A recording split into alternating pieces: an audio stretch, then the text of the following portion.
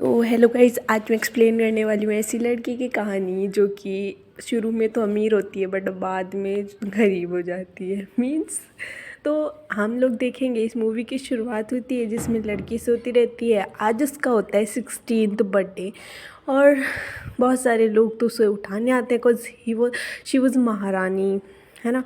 और ये एक बिलियनियर की बेटी होती है जिसको उठा के लेके जाते हैं, इसके फेस मसाज करते हैं और इसको बहुत मज़ा आ रहा होता है। अब भाई हम लोग देखते हैं कि इसको मेड ही तैयार करती है। लड़की की आंखों में से नींद नहीं उड़ रही, इसको लेके जाते तब भी देख लो सोई पड़ी है। भाई इसको कार में बिठाया जाता है और आराम से महारानी सोते सोते सोते सोते कहाँ जाती है यार, स्कूल जाती है। सीरियसली ज़्यादा फ़नी हो गया तो हाँ। फिर इसके बाद में उसुकु नाम के इसके फ्रेंड को दिखाया जाता है। ये लड़का करीम को बहुत पसंद करता है लेकिन करीम इसे एक बेस्ट फ्रेंड टाइप से देखती है। इसके बाद में स्कूल में आज बहुत ज़्यादा शोर होता है बिकॉज वहाँ पे तुमको पता है कोरिया में ऐसे सुंदर सा लड़का आता है तो लड़कियाँ कैसे उछल उछल के देखती है।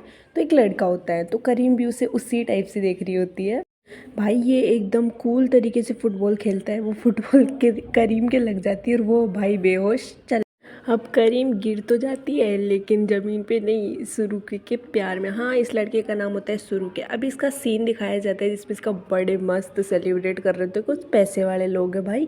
फिर इसके पापा इसको वेडिंग ड्रेस दिखाते हैं और बोलते हैं बेटी तेरी शादी होने वाली है, वो भी कल।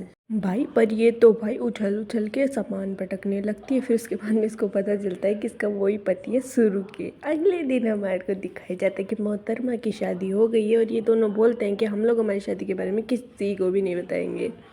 भाई ये तो राजी हो रही होती है क्योंकि भाई ये जिससे प्यार करती है उसी से शादी हो रही है तो इसके तो मौज है। फिर ये अगली बार अपनी ससुराल जाती है, वहाँ पर उस एक मोटी सी औरत आती है। वो इसको बोलता है कि ये तुम्हारी लैंडलॉर्ड है, यानी कि मकान मालिक, यानी कि शुरू के गरीब लड़का रहता है।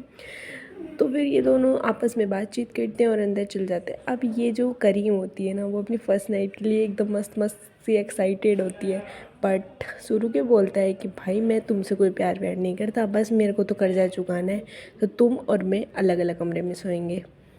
भाई ये लड़का इसको क्या क्या सुना देता है कि तुम जैसी लड़कियां तो भाई लुक्स देख के शादी करती है और वो फलाना ढिमकाना। बेचारी सुन लेती है पर इसको यार एटलीस्ट बुरा लग रहा होता है कि यार ये क्या हो गया। फिर ये सो जाती है एंड उसके बाद में सुबह 10 बजे उठती है कि फिर से ये उस मकान वाले को देख के डर जाती है।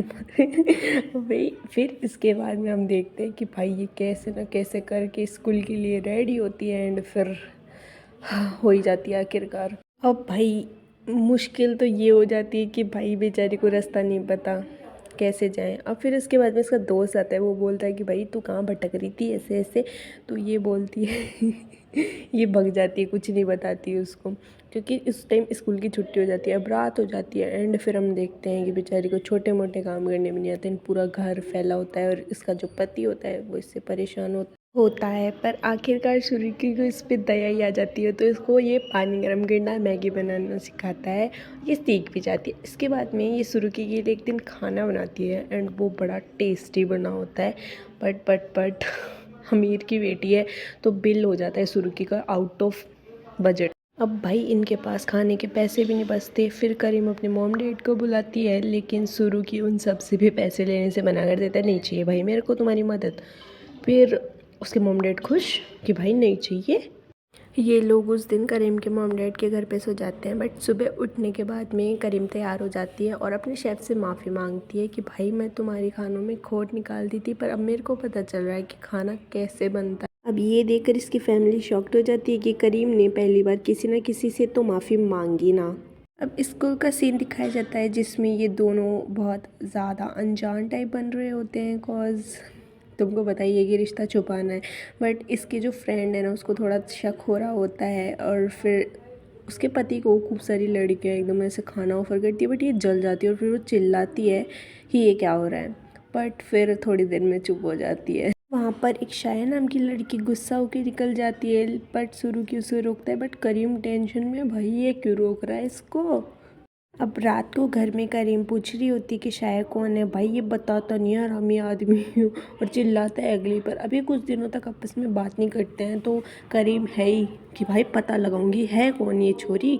अब करीम शाया को पकड़ लेती है, फिर वो पूछती है कि शाया बेटा तुम्हारा सुरुखी क्या लगता है। तो वो बोलती है कि तो बेटी छोड़ दे उसको, कोज वो तेरे पैसों के लिए डेट करे। तो करीम बोलती है भाई खूब हुए पैसे मेरे बाप आप दे देंगे।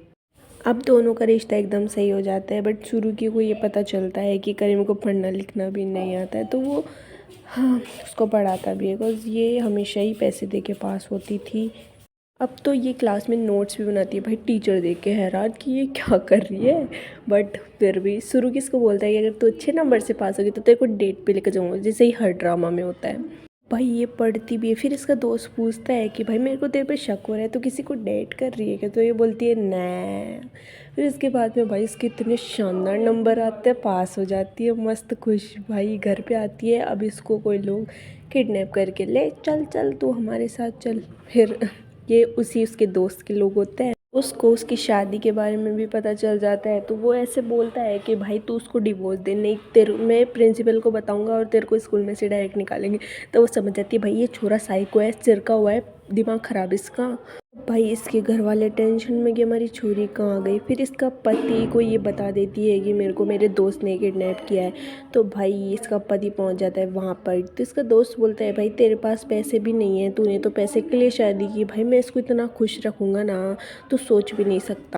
अब ना सुरुखी रियल में करीम को पसंद करने लग जाता है, तो वो उसको बोलता है कि ठीक है मैं उसको डिवोर्स दे दूँगा। तो वो करीम के पास जाता है और बोलता है कि करीम आई लव यू एंड अब चलते हैं अपन लोग डेट पे। तो फिर वो दोनों खुश हो जाते हैं, वो दोनों तो नहीं, फिर वो लोग जाते हैं आराम से डेट पे जाते हैं। वो स्ट्रीट फूड खाते हैं, एक्वेरियम में बहुत मज़े कर रहे होते हैं, एकदम मस्त बैठे होते हैं। बाद में सुरुखी बोलता है करीम मुझे तुमसे डिवोर्स चाहिए। करीम बहुत ज़्यादा रोती है एंड उसके मम्मी पापा भी उसको बहुत ज़्यादा डांटते हैं कि भाई तूने ऐसा क्यों कहा उसको।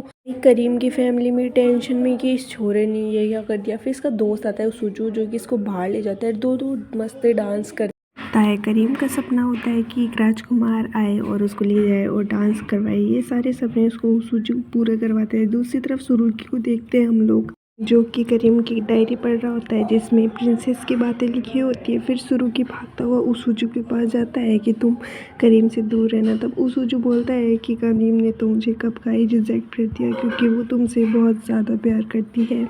सुरुखी और करीम एक साथ मिलते हैं, मस्त वाली किस होती है इनके बीच में एंड फिर एंड हो जाता है। एंड फिर 5 साल बाद में दोनों लोग शादी कर लेते हैं, मस्त खुशी खुशी जीवन जीने लग जाते हैं। वही होता है हैप्पी एंडिंग में जो सब कुछ होता है। एंड पसंद आया तो यार सब्सक्राइब कर लो, लाइक भी कर देना, क्योंकि भीख मांग रही हूँ मैं नहीं यार, अगर अच्छा लगे तो कर देना।